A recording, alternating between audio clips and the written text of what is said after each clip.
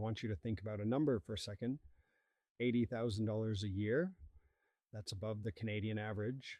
That's a good income. Most people would be relieved to earn that. So why do so many Canadians making that kind of money still feel broke by the 25th of every month? I'm the working Canadian. And today we're talking about the paycheck to paycheck trap and why a good salary doesn't automatically mean financial security.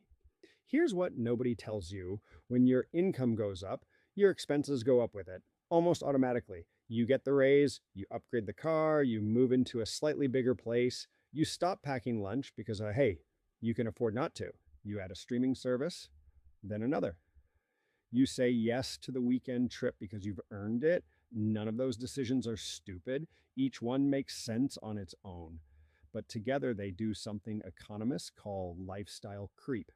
And it is silent, it is fast, and it will eat every raise you ever get. Add to that what the CRA takes off the top, because at $80,000 in BC, you're losing roughly 30 cents of every dollar to income tax. And suddenly, that good salary has a lot less room than you thought. Then throw in a mortgage or rent that's taken up a bigger share of income than any previous generation of Canadians has had to deal with, and you've got the formula: good income, high fixed costs, creeping lifestyle, very little left over. Here's the thing that surprised me when I actually looked at my own numbers. It wasn't the big purchases that were bleeding me dry. It was the automatic ones, the ones I'd said yes to once and forgot about, subscriptions I wasn't using, insurance I hadn't shopped around on in 3 years, a gym membership on auto pay since 2022, a cell phone plan I'd never renegotiated. None of those individually are the problem, but when you add them up, most Canadians are carrying $300 to $500 a month in spending they could eliminate tomorrow without changing their lifestyle in any meaningful way. That's not nothing. That's $4,000 to $6,000 a year. That's the difference between building wealth and wondering where your money went. So what actually fixes this? Not a budget app, not a spreadsheet, not willpower. The fix is automation, and it has to happen before you see the money. Here's the system I use.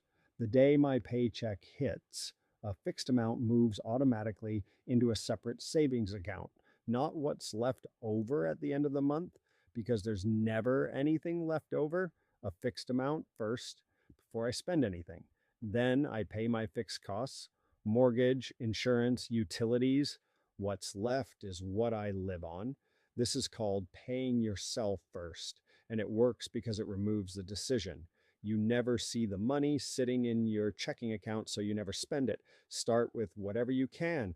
Might have been $100 a paycheck. Automate it into a TFSA or a high interest savings account at EQ Bank or Wealthsimple. Then increase it by $25 every 90 days.